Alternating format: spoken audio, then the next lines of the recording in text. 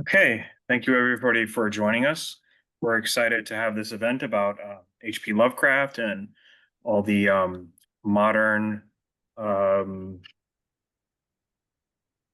all the modern horror that he uh, he helped create.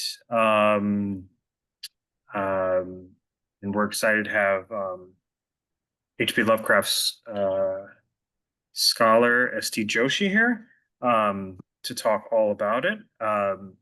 S.T. Joshi is the author of The Weird Tale by University of Texas Press from 1990, The Modern Weird Tale by McFarland Press in 2001, Unutterable Horror, A History of Supernatural Fiction, and Other Critical and Biographical Studies. His award-winning biography, H.P. Lovecraft, A Life, has been expanded and updated as I Am Providence, The Life and Times of H.P. Lovecraft. He has edited Lovecraft stories, essays, letters, and revisions, as well as works by Ambrose Bierce, Arthur Machen, Lord Dunsany, Algernon Blackwood, and other writers. And we'll get to his talk. Well, hi there. Now, I don't want to just rattle on for forever, so I hope we can have a lively discussion with Jeff and others if you want to contribute at any time. But what I wanted to discuss about Lovecraft's influence upon subsequent writing of his day, that both during his time and afterwards, is that I think it underwent various changes over the course of the century. What we can say is that Lovecraft has probably been one of the most imitated writers in the history of literature. I mean, I can only think of maybe the Sherlock Holmes stories of Arthur Conan Doyle, who has created a similar kind of body of work that has drawn upon this kind of work.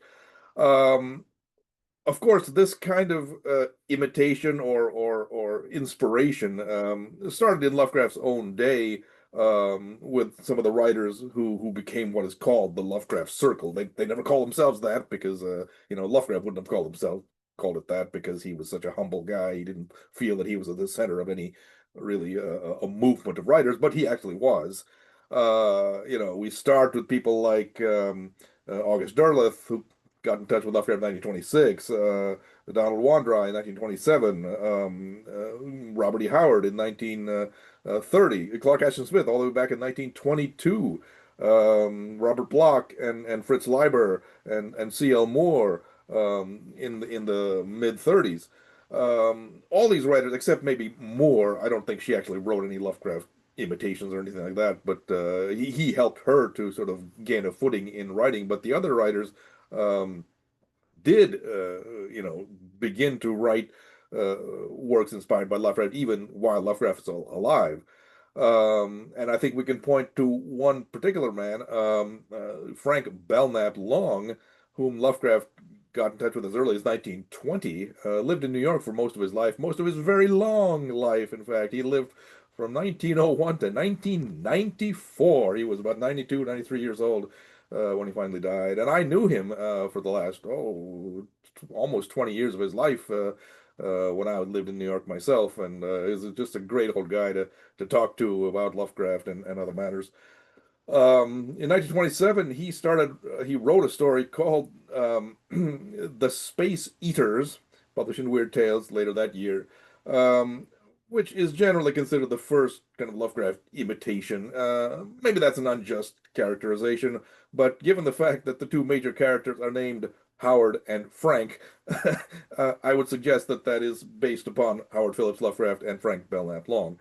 In my estimation, that's not all that great a story. It has some interesting elements, but in my estimation, it doesn't really work as a story. But the next story that he wrote, based upon Lovecraft, The Hounds of Tindalos, which I think was published in 1929, is a really interesting story and constitutes a genuine advance upon Lovecraft's ideas. It's not just an imitation of Lovecraft already had written.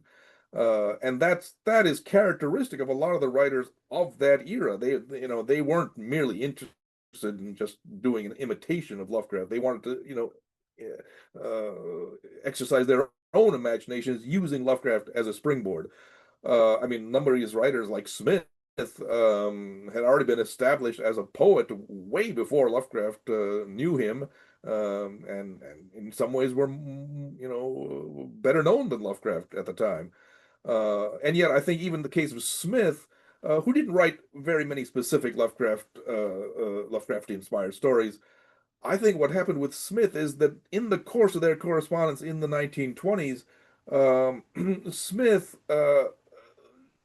began to realize that he could shift from writing poetry, which then as now did not sell, couldn't make a living as a poet, very few people have, to change to writing fiction. Because he had written fiction as a teenager, for a short period of time and gotten a few stories published, but then he gave it all up around 1910, 1912 to write poetry for the next almost 2 decades. But then as he continued to talk with Lovecraft and discuss basically the theory and practice of weird fiction and science fiction and horror fiction, he said, well, I think he got the idea that he could start writing this stuff himself. And he did right around 1929. And then over the next 5 or 6 years, he wrote like way more stories than Lovecraft ever did throughout his whole life. Is a remarkable body of work, but as I say, only a few stories show a specific Lovecraft influence. I must say I'm up on Mr. Smith because I have literally just completed a draft of a full-length biography of Smith that will come out next year. Um, and I'm very happy to have done that work because Smith really does need a full-scale biography, and there hasn't been one. So you can look for that coming out next year from Hippocampus Press.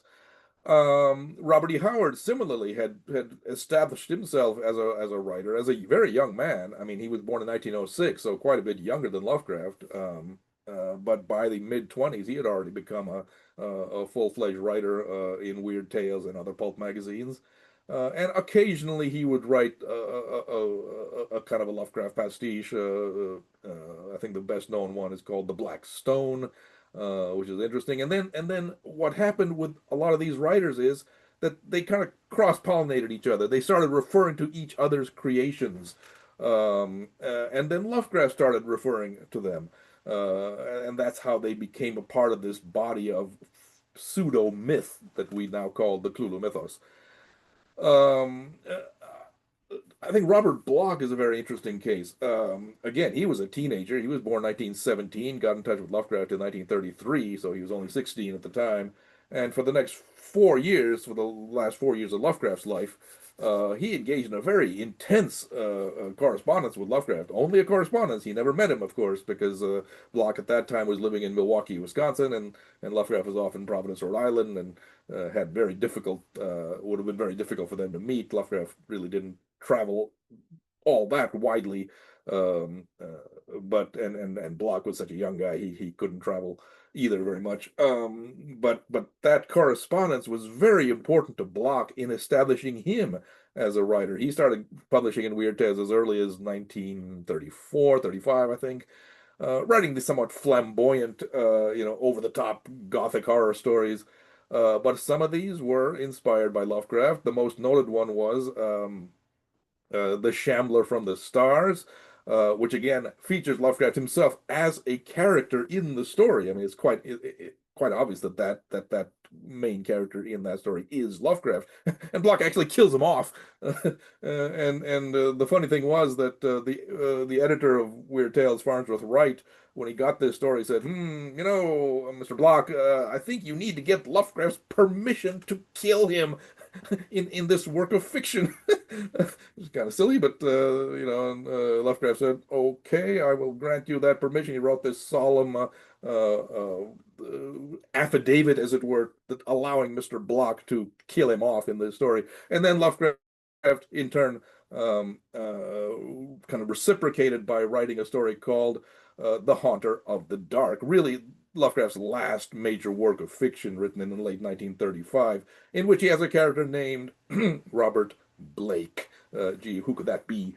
Um, uh, but these stories are not just fun. They're not just full of in jokes. They're pretty good stories in their own right. The Conquer of the Dark has a lot of substance there, and it goes way beyond the jocular manner in which it was inspired. Bloch much later on wrote a third story as completing this so-called trilogy, but that was well after Lovecraft's death. But I want to point to Bloch as to what he did later on in his career. Lovecraft died in 1937, and it was, a shattering blow to all of Lovecraft's colleagues because they did not know how ill he was, and his death caught everybody by surprise. But Bloch went on to establish himself not only in the horror fiction field, but also in the field of mystery fiction. And I want to point to one story called Black Bargain. It came out in 1942. That might have been in Weird Tales. I've forgotten where it appeared first. But Black Bargain is a very interesting story in that it combines not only Lovecraftian horror with detective or crime fiction. It's actually a kind of hard-boiled crime story with a Lovecraftian supernatural undercurrent. A very interesting mix. One scholar has even maintained that Bloch's famous novel Psycho has some Lovecraftian elements in it, that maybe the character of Norman Bates has something, is kind of a perverted version of Lovecraft. Lovecraft himself had a very conflicted relationship with his mother. We won't go into that, but Bloch may have been thinking in part of that. Of course, we all know that Bloch, the figure of Norman Bates, or that scenario was also inspired by a local murderer in Wisconsin, and Bloch is certainly not suggesting that Lovecraft is a murderer or anything like that, but there are hints of certain Lovecraftian elements, even in a work that seems so different from Lovecraftian horror as Psycho. Fritz Leiber is also an interesting case. He only corresponded with Lovecraft about a year for the last year of Lovecraft's life. Not even a year, in fact, like 6 months. But even that, again, very intense correspondence was really instrumental in getting Leiber established as a writer. He felt that Lovecraft offered him a tremendous amount of advice as to how to go about writing, fiction that was much more than just, cheap adventure fantasy stories that actually had some literary substance. And to the end of his life, Leiber felt deeply indebted to Lovecraft. I knew Leiber very briefly. I met him once at a convention. In fact, sat on a panel discussion with him in 1990. No, when was this? In 1978. I was a lad of 20, and there I was sitting on a panel discussion with Fritz Leiber and these other luminaries. I didn't know what I was doing there, but it was great to hear him talk about Lovecraft at that time. Leiber went on to write some very interesting work in himself. He's best known for, of course, for his Fafhrd and Grey Mouser stories set in the fantasy realm. The very first story that he wrote of that sort, called Adept's Gambit, he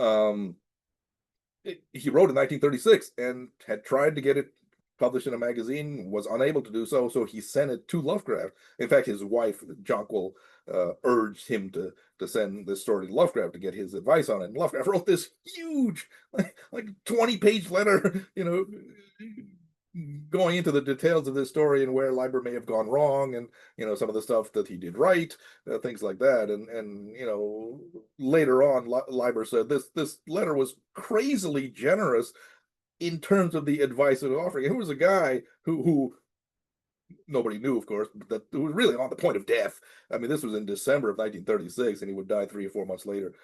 Spending all this effort to go into this meticulous discussion of this story.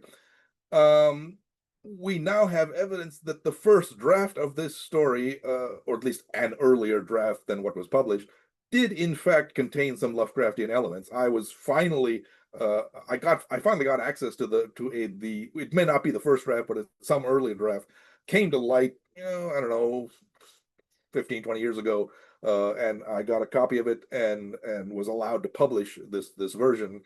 It's out there in a small press edition. Very small Lovecraftian hints, and it's funny because Lovecraft in this letter clearly read either this draft or something similar and said, these references to my work don't really fit. Why don't you take them out? And Leiber did so, and that actually, in some ways, improved the story. Later on, though, Leiber did write some stories that very subtly influence or show the influence of Lovecraft. Again, nothing even closely like a imitation or pastiche. Leiber was much too sincere and important to write just an imitation.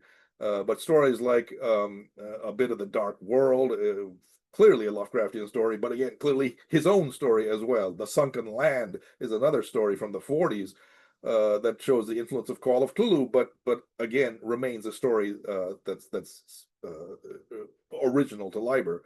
Later on in life, in the 1970s, I believe, he did write a more conscious Lovecraftian story. It was called the let me see what it was called. I have to refer to my own book on the subject. I wrote a book on the Cthulhu mythos.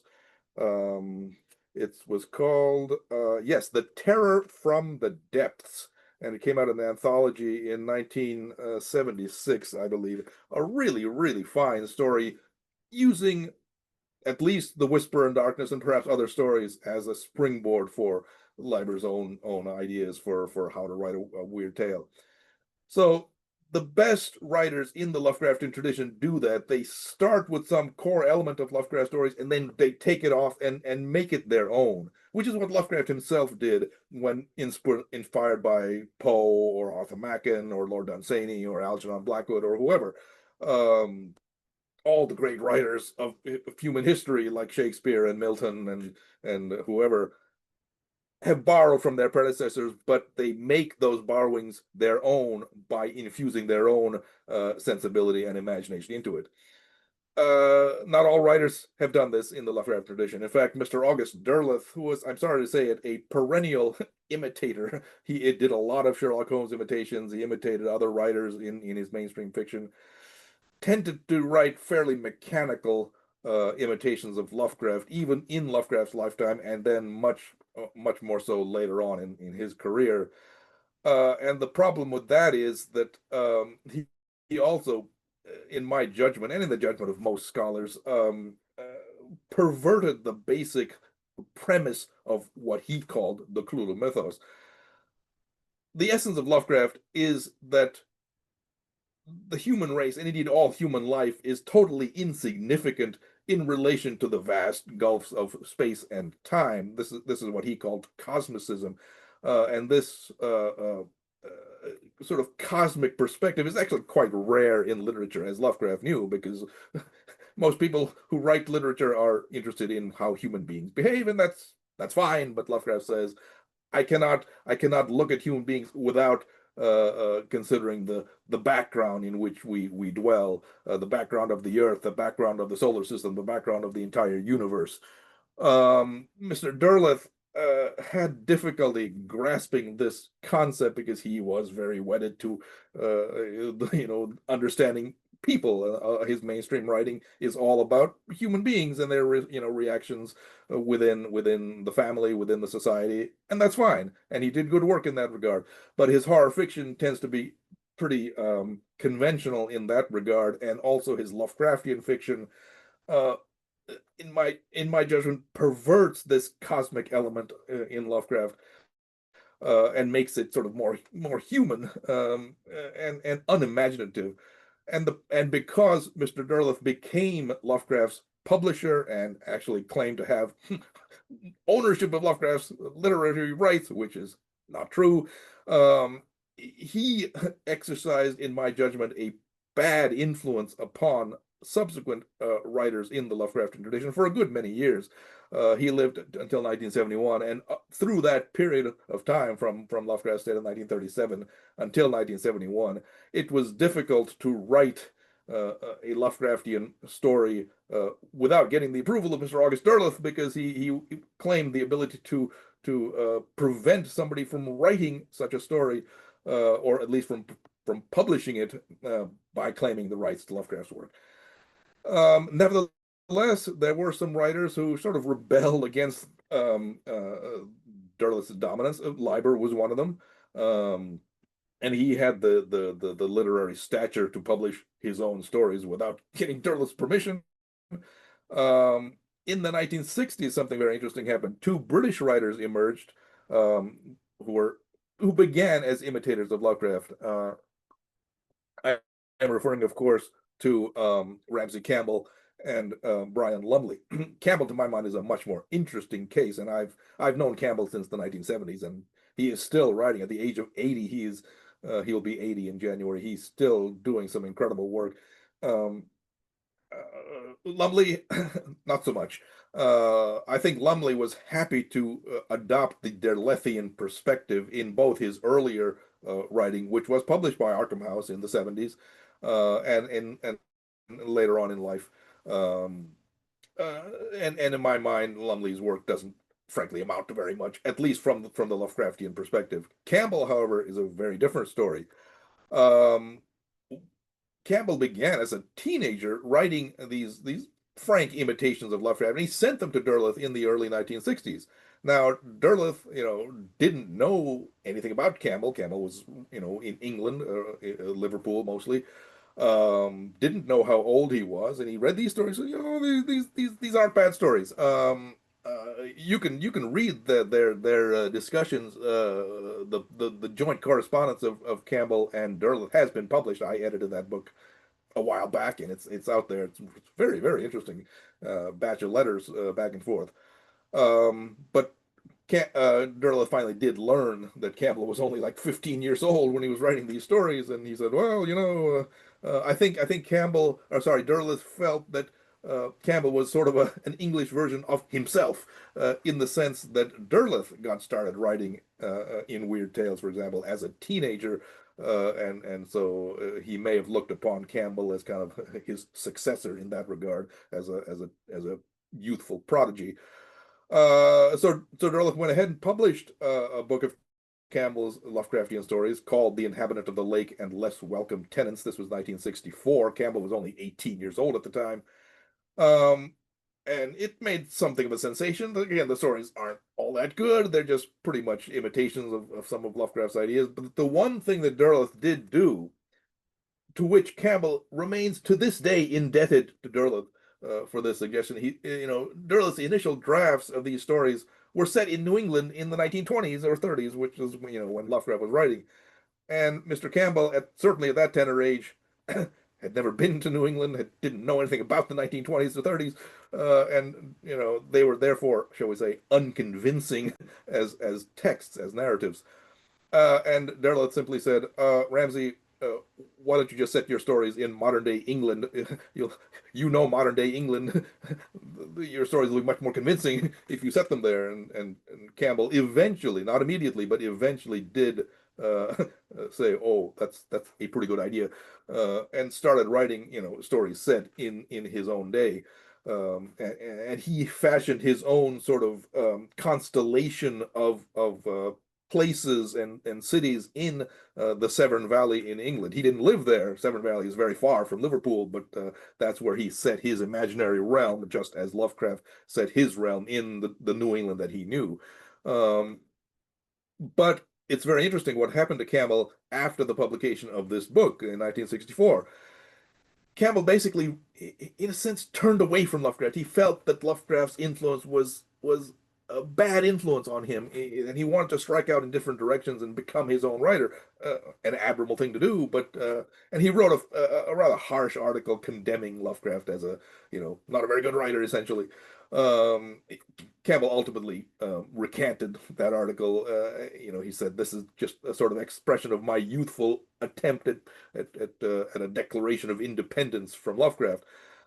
Campbell spent the next several years writing drafts of stories that were very different from what he had done earlier. And in the course of writing these stories, this is that critical moment in the later 1960s when he became the great writer that we know. He compiled a volume of stories called Demons by Daylight, which Derleth had accepted as early as 1968 or 1970 or thereabouts, just before his death. But because Derleth then died, and there was some confusion as to what would happen to Arkham House after that.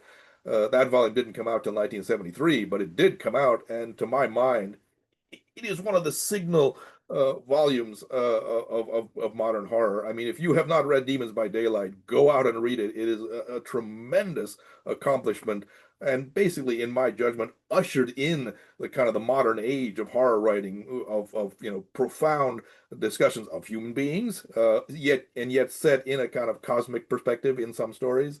There are a couple straight, I wouldn't even say straight Lovecraftian stories. They are based upon Lovecraft, but again infuse their own vision into that Lovecraftian perspective. The Franklin paragraphs, in my estimation, in that volume is one of the great stories that use Lovecraft as a basis for a story that remains very much Campbell's own. Cold Print is another great story set in Liverpool, set in the modern day. Um, a very vibrant story that again it just uses Lovecraft kind of as a foothold to off onto its own. Um, I may mention, without, I hope, undue modesty, immodesty, I should say, that the scholarly revolution that happened in the 1970s had ultimately an influence upon uh, the kind of work that was being written about Lovecraft in terms of stories. In the course of the 1970s, scholars such as myself, I was very young at the time, but I followed in the wake of other people. We determined that the image of Lovecraft, both as a person and as a writer, had been, shall we say, distorted by Derleth and others, and we felt that we had to present the real Lovecraft to the world, and so we examined his letters. We started reading his fiction more carefully. I went to Brown University to as an undergraduate to study basically to study Lovecraft because a lot of his papers and manuscripts are there, and I started consulting the manuscripts of his stories and found that there were all kinds of errors in the published texts, and I presented new corrected versions of these stories. And again, I and many of my colleagues started doing really profound work on the study of Lovecraft and showing this element of cosmic horror that he basically founded. And I think in the course of time, um, other writers picked up on that, and they started not writing simple pastiches of Lovecraft where you just drop a name of a place or a god, so called, but actually write your own story using Lovecraft's influence. Indeed, this whole idea that Lovecraft created gods became paradoxical because Lovecraft was an atheist. So what does that mean? It means that the gods in his stories really aren't even gods. They are aliens from outer space whom we human beings interpret as gods because that is the only way that we can understand or comprehend these titanic figures that are really actually beyond our comprehension. Lovecraft was had studied anthropology quite a bit and realized what is called the myth making faculty in human beings. Um, uh, we as a race do this all the time when encountering phenomena that we don't understand. We attribute divine status to it.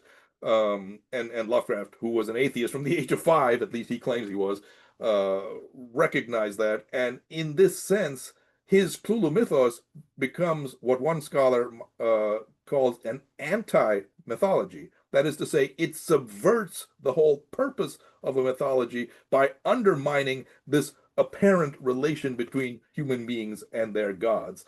And I think that perspective eventually filtered into the creative writing of the 1990s, 19 and into this century. So what you had is people like Caitlin Kiernan, who is one of the great writers of weird writers of our time, using Lovecraft as a springboard for expressing her own ideas as to on life and humanity and civilization. Ramsey Campbell still doing outstanding work. He wrote a kind of a imitation of Lovecraft's novel, The Case of Charles Dexter Ward.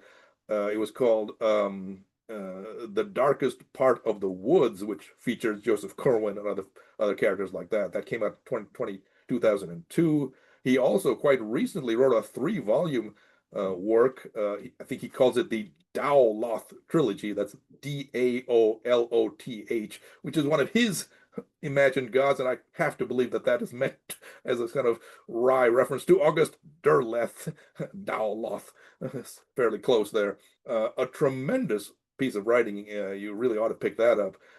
Again, the Lovecraftian element is actually fairly muted, but it's still there. But again, it shows how Campbell has incorporated the Lovecraft influence and found a way to express his own views through the Lovecraftian lens, as it were.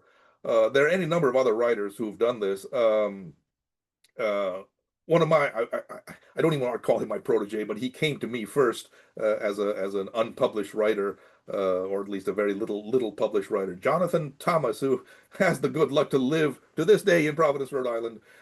He is in the midst of Lovecraft country out there, and he has written story after story that again, takes a Lovecraftian element and makes it his own. He wrote a novel about 10, 15 years ago called The Color Over Occam, not Arkham, but Occam, Occam, which is his understanding of how the name has changed in the present day. That novel just got reprinted by Hippocampus Press, and in my estimation, is one of the best novels ever written based upon an idea of Lovecraft. It's a very, very loose sequel, if you want to call it that, to The Color Out of Space. Go read that book if you can. It was out of print for a long time, but we finally got it back into print, and it's out there in a paperback edition now. Um, in fact, I myself got into the act by compiling a series of anthologies called Black Wings. Jeff held up a copy of it a little while ago, and this is funny because when I started writing this book, what was initially published as The Rise and Fall of the Cthulhu Mythos, I was basically, shall we say, writing writing what I intended was an epitaph to the Cthulhu Mythos. Um, uh, at that time, in the 1990s, I was somewhat doctrinaire, and I said, "Oh, everything written by Lovecraft's imitators is terrible. It's really ought to be condemned. It's awful. It makes a mockery of Lovecraft's own ideas and vision." Um, but when I actually started reading this stuff, I said, there's some things that are actually pretty good here. So I changed my mind and said, there are people doing good work on Lovecraft. One of the most interesting writers in the last 20, 30 years is a Canadian writer, Donald Tyson. Now, he claims to be a practicing occultist. It's fine if you want to do that, but he has written some outstanding fiction, uh, including a historical novel just called Alhazred. Alhazred, the author of the Necronomicon. A tremendous piece of work about Abdul Alhazred in Damascus in the 8th century and it's a huge book, but it's incredibly compelling, and you really ought to read it. And he has written a whole bunch of short stories that are just outstanding. But um, in the early 20th century, 21st century, I had gotten in touch with, I felt, a fair number of good writers. And so I compiled my first Black Wings anthology around 2008, maybe, I can't remember, in which I felt that these were writers who, again, were not writing just plain imitations, but were writing, using Lovecraft to express their own ideas. People like Laird Barron, W.H. Pugmire, Stephen Melanie Tem, Nancy Kilpatrick, a whole lot of other good writers. Caitlin Kiernan had an outstanding story in that book too. I had actually marketed that book to Arkham House. I wanted Arkham House to publish it because they had sort of lapsed into sort of a moribund state. And I thought, well, maybe this volume might help to revive them. But Arkham House didn't bite on that book, so I ended up going to PS Publishing in the UK, and we published 7 volumes of this Black Wing series. They're all in paperback, also as well as hardcover. And I think that has a lot of good stuff in it. But we have reached the stage where Lovecraft's influence is all pervasive, not only in literature but in media and comic books and who knows what else. We can't possibly go into that.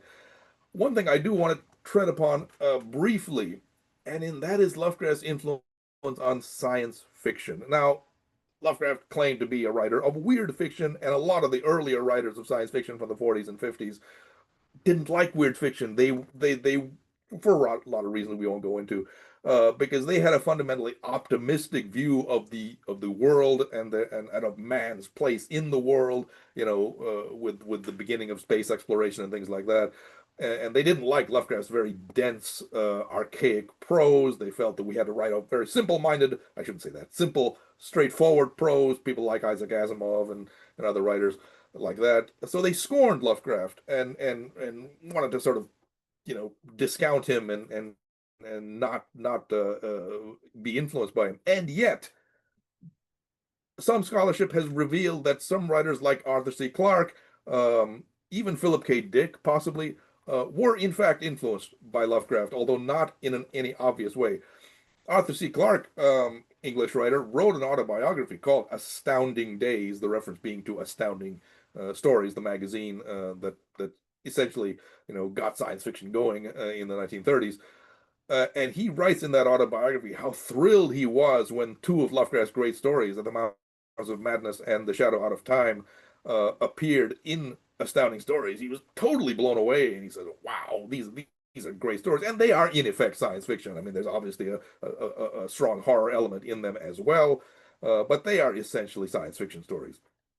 And it has been conjectured that Arthur C. Clarke was influenced by these stories specifically in writing, say, Childhood's End and even 2001: A Space Odyssey, where the basic idea is that some alien species, shall we say, helped human beings along in the course of evolution from a primitive state to our great civilization here. Yuck, yuck. And I think there's a core of Lovecraftian ideas within both those two works and some others that people have counted. Philip K. Dick, I'm not as familiar with Dick's work as I should be, but there are some scholars who believe that even Philip K. Dick, who probably did read Lovecraft, shows his influence here and there. Maybe even Heinlein, maybe even I don't know about Asimov. That seems unlikely because he had a very low opinion of Lovecraft. But possibly even Frank Herbert in the Dune series may have been influenced by Lovecraft. Some people think so.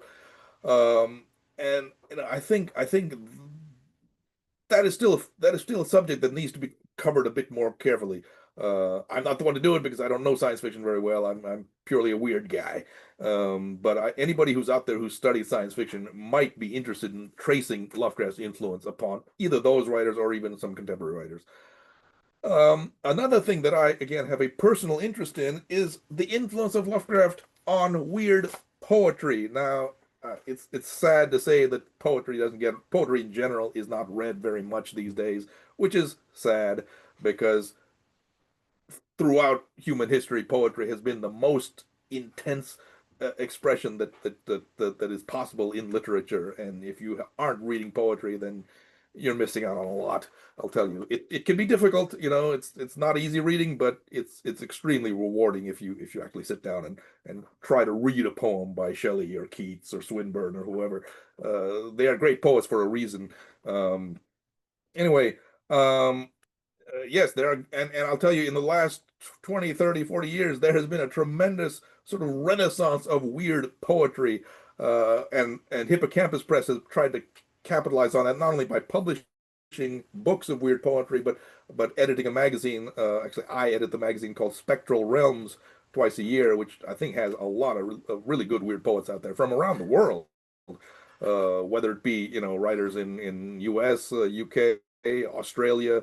We're getting people writing from Cuba, from Puerto Rico, from Poland, from Turkey, from you name it. They all submit poems in English, of course, to me, and I say these are good poems. But a lot of people like to write Lovecraftian poetry, and they've done a really good job. Anne K. Schwader, I think, is one of the premier weird poets of our time, and she's written several volumes that use Lovecraft as kind of inspiration. I compiled a whole book on this subject. You can't read it very well, but it's called For the Outsider, Poems Inspired by H.P. Lovecraft. It came out a couple of years ago, and has a lot of really good stuff. I go way back sometimes to people in Lovecraft's own day, like Samuel Loveman, who was a great poet and a friend of Lovecraft's. Frank Long, of course, Clark Ashton Smith, August Derleth wrote a very touching elegy to Lovecraft. I see. Yeah, somebody says Lovecraftian poem won the Aurora Award. That's great. Henry Kuttner wrote some Lovecraftian poetry, a tribute to Lovecraft after his death. Robert Barlow, who was his literary executor, he was a fine poet. Joseph Payne Brennan is in this book. And modern poets like Lee Blackmore from Australia, Manuel Arenas, David Barker, who's actually been basically rewriting the fungi from Yuggoth sonnet series. Donald Wandrei, was Lovecraft's friend. Wade German, who I think, along with Anne K. Schwader, is one of the premier weird poets of our day. He's in Canada. Um, it just goes on and on, and so there's a lot of good weird poetry out there, and some of it at least is inspired by Lovecraft, and I think a lot of these poets have done some really good work. So I violated my own principle here of yakking on and on forever. I didn't really want to do that, but maybe it's time for me to shut up and take some questions or open up a discussion about any of the subjects that I've talked about. We're definitely glad to hear you speak about Lovecraft. But anybody has any questions, they could put it in the chat. I was just wondering, Stephen King, of course, was influenced by Lovecraft. Does he have any particularly like Lovecraftian tales? Yes, there are a couple. I think the major Lovecraftian tale that people refer to is called Jerusalem's Lot. It does, I believe, it was contained in his first story collection. What was that collection called? Oh, God, I can't even remember now. Jerusalem's Lot appeared in Night Shift. That was from 1978 or thereabouts. It is a very interesting story, although I have to say that my opinion of Mr. King is, shall we say, not high. King tends to rework fairly old and kind of standard horrific motifs like the vampire and the werewolf and stuff like that. And that's how he became popular because a lot of people still like reading that stuff. You know, King was, of course, at the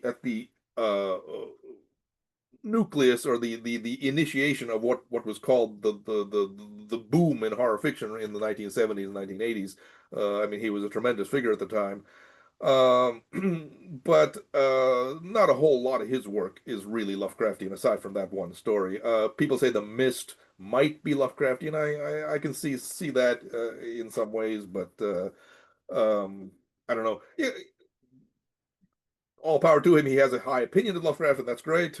He does credit Lovecraft for kind of getting him on the road to being a horror writer, and that's fine.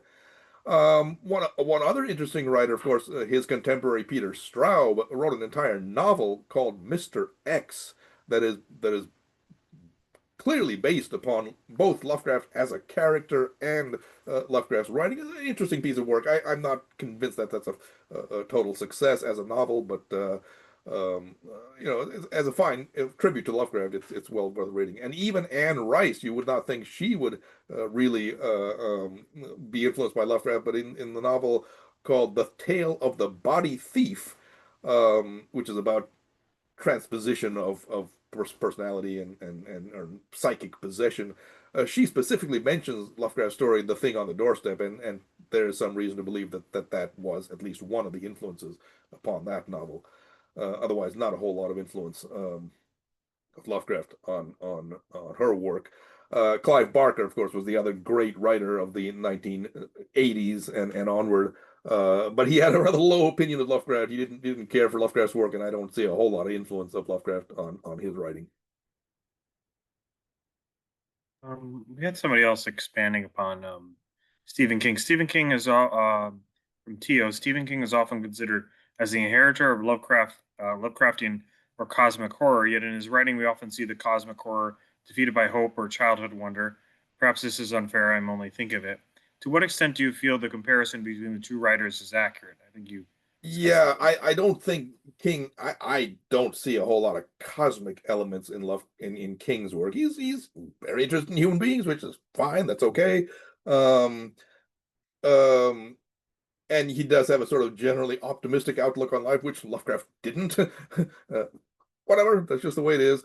Um but yeah, Lovecraft had a pretty dark vision of the world. Not from personal perspective. He enjoyed life on his own, but he felt that the human race frankly doesn't amount to very much in the cosmic perspective, and that's not something that King or very many other writers have ever adopted. It's a you know tough perspective on life.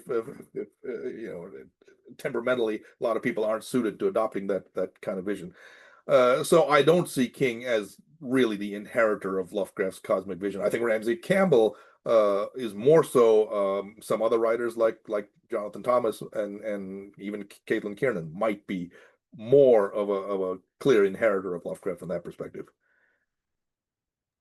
Got a question from Najesh, I believe, probably mispronouncing the name, but what do you think of the works of William Hope Hodgman?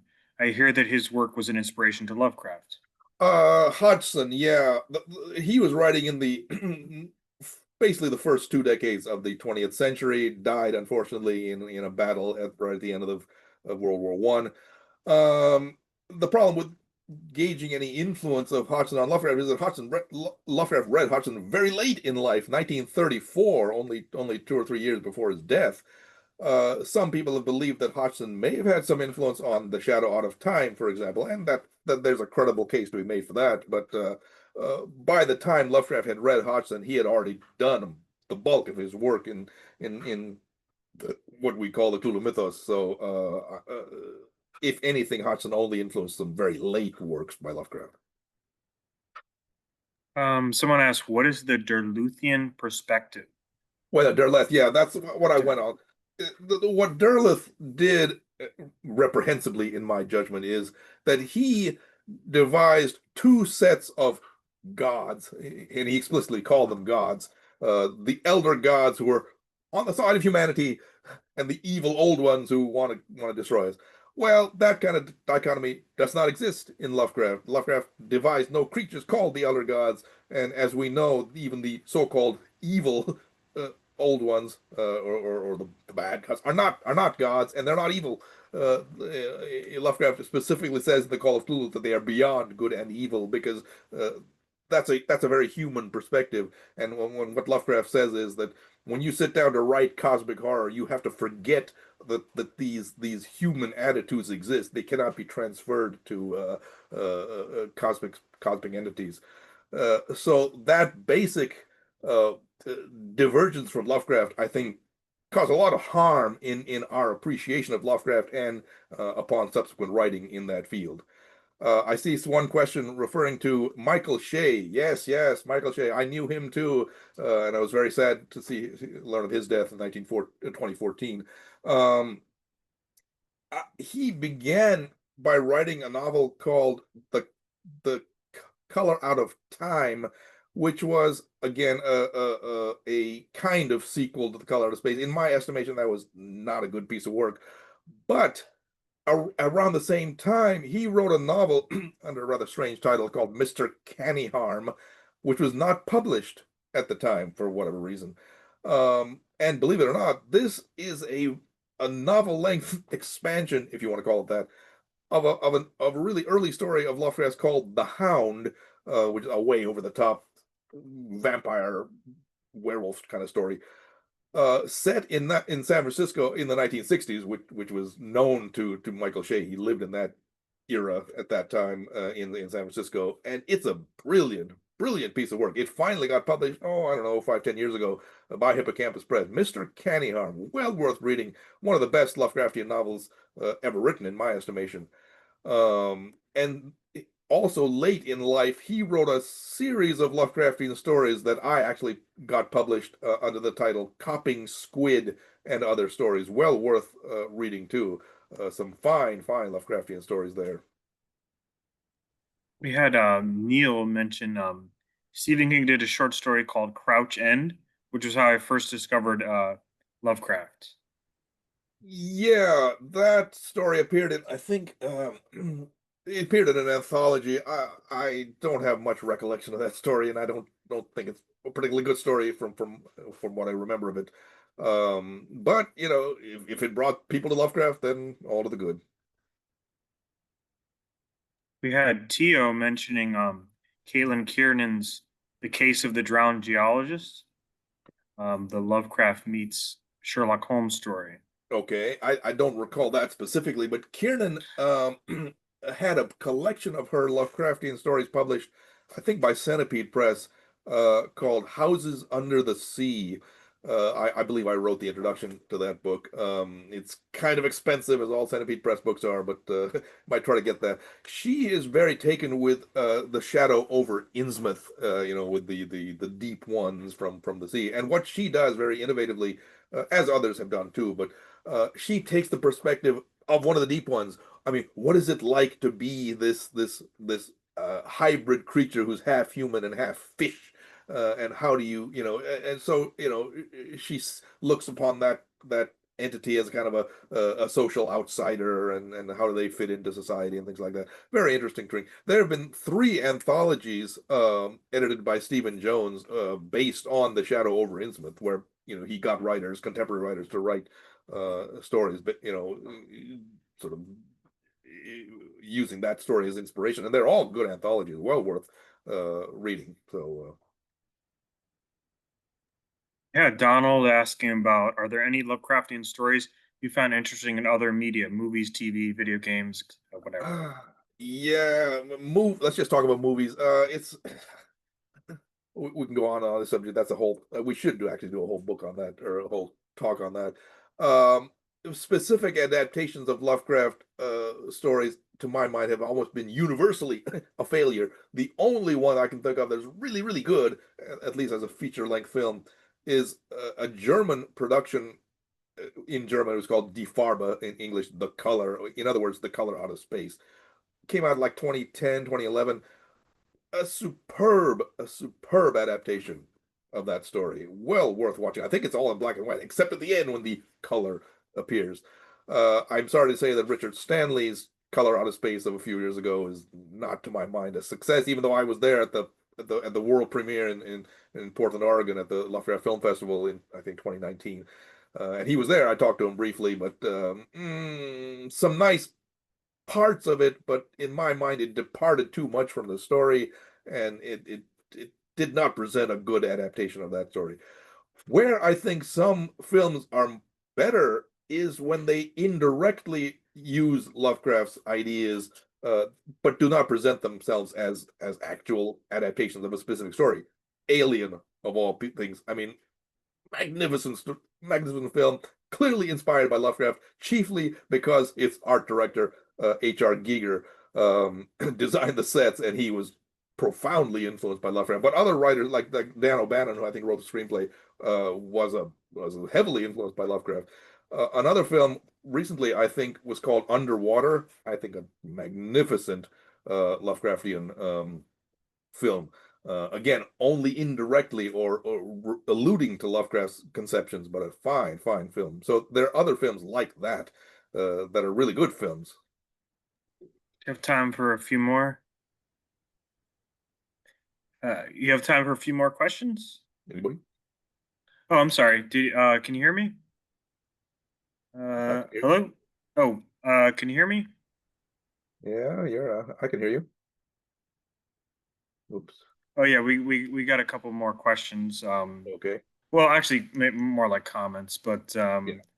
we have Remembrance. I don't know how to pronounce the first name. Lou's Remembrance of Earth's Past trilogy seems to contain some Lovecraftian elements, like godlike aliens, and a focus on the overall insignificance of mankind and the cosmos. Okay. I'm not familiar with that, but I'm willing to believe it. That's good. I'll tell you, there are a bunch of there are a bunch of books that use Lovecraft as a character in fiction, and some of those are really quite good. There are a whole bunch of them out now, so that's worth looking at too. And then Shan mentioned the lighthouse. That was like Yes, a, yeah, yes. That's a fine, Lovecraftian. fine film. Certainly has some Lovecraftian elements. I was just wondering what you thought about. I know there's what's it? Victor Laval wrote Oh yes, the the Ballad of Black Tom, is yeah. I that was it? wondering if you had any. Yeah, it's a kind of a take on the hard Red Hook, from shall we say the black perspective. Fine piece of work. I just wish it was longer. I think he could have developed the idea much more than he did. But no, Laval is a fine writer.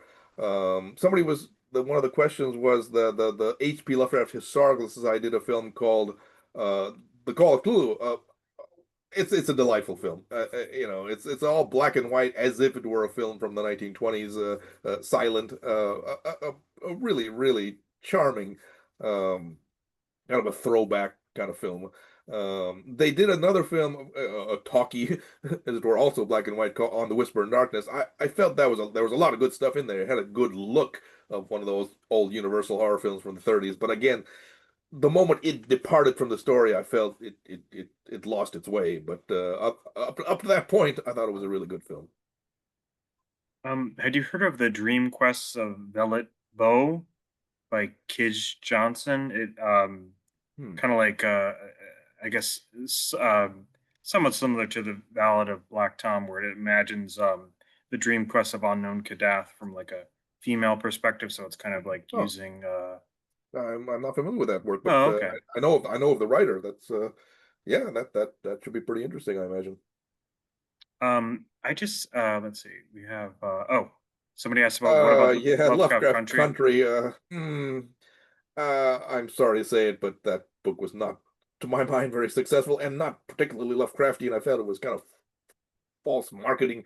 Guy was using the name Lovecraft to write a very un-Lovecraftian type of story. But there's a lot I can say about that, but I would prefer to leave it at that.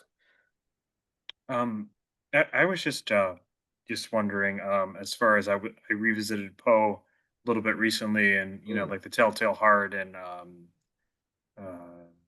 the Black Cat, and I feel like I could like see where Lovecraft gets his like all the tales where somebody's like recounting their descent into madness. Would you say that Hmm. I mean that's definitely like a inspiration, obviously.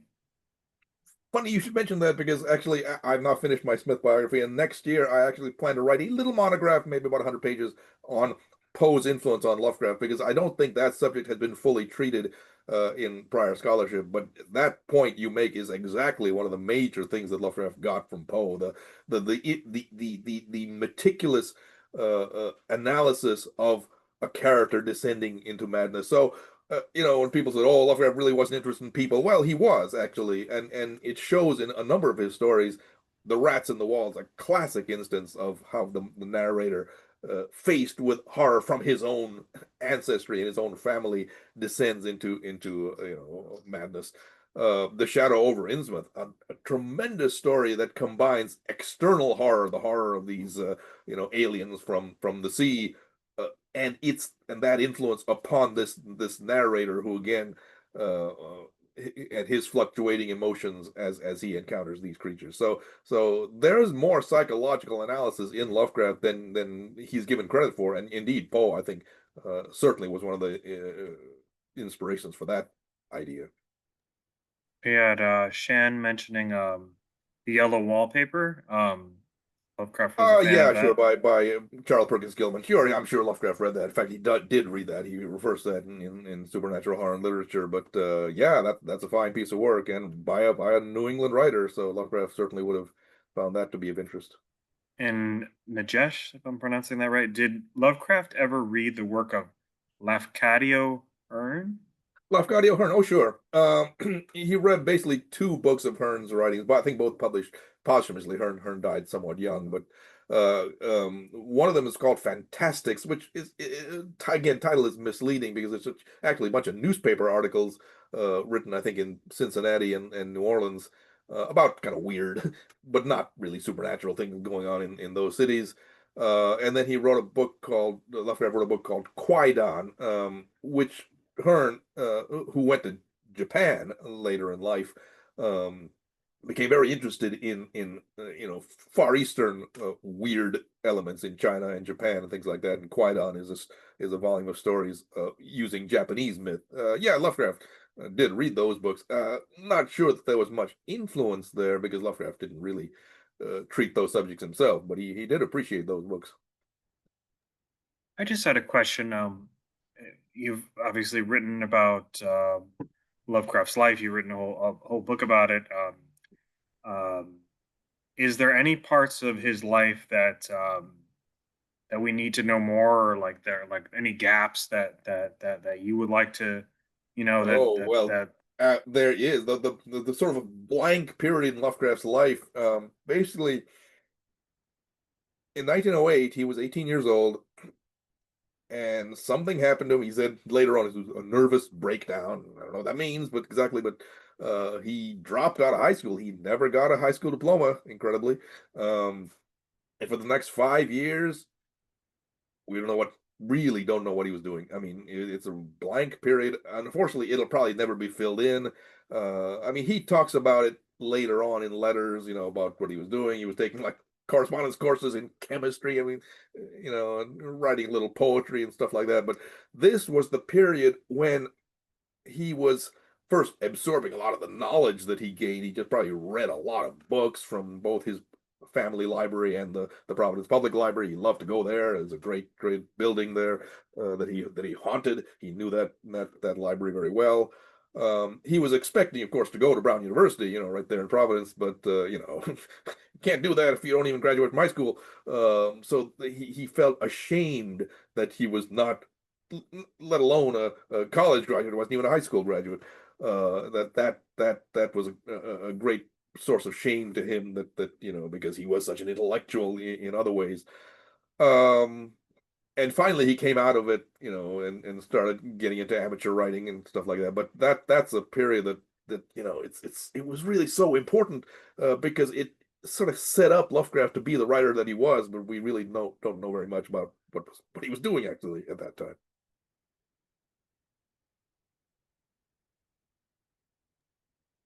I don't see any more questions. So I'd like to thank everybody for coming. I'd like to thank St. Joshi for his great talk and discussion here.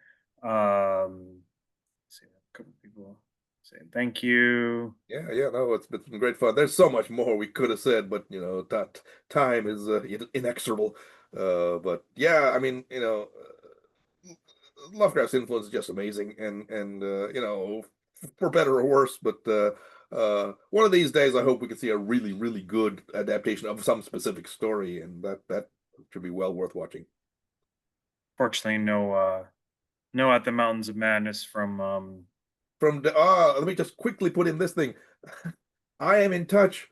I mean, well, I'm in touch with a person. I won't go any more because he probably doesn't want to be known at this early stage. He is doing an adaptation of an Mouse and Bandits that shows a lot of promise. Um, he's a young guy, but he's getting some funding, and maybe it'll come out someday. But from what I've seen of it right now, it looks really good. We've reached a stage technologically where a lot of special effects aren't as super expensive as they used to be. So you can do a lot of good work, without hundreds of millions of dollars. So watch for that. It's being done by some guy overseas. I won't say any more than that. But maybe it'll happen someday. that's a very interesting tidbit. Um, But yeah, and maybe hopefully our next talk can be something about Lovecraft's influence on the media. That's a rich subject that we could go on a lot about. So that maybe. would be that would be great, and we'd love to have you back. Mhm. Um, and thank as SD Joshi was kind enough to give us this book to raffle off, and it's signed by him. So please check your email in the coming days. And thanks again to everybody for coming. Thanks to SD Joshi again for the great talk and discussion. And everybody have a good night. And please check our social media for any upcoming events. Thank you.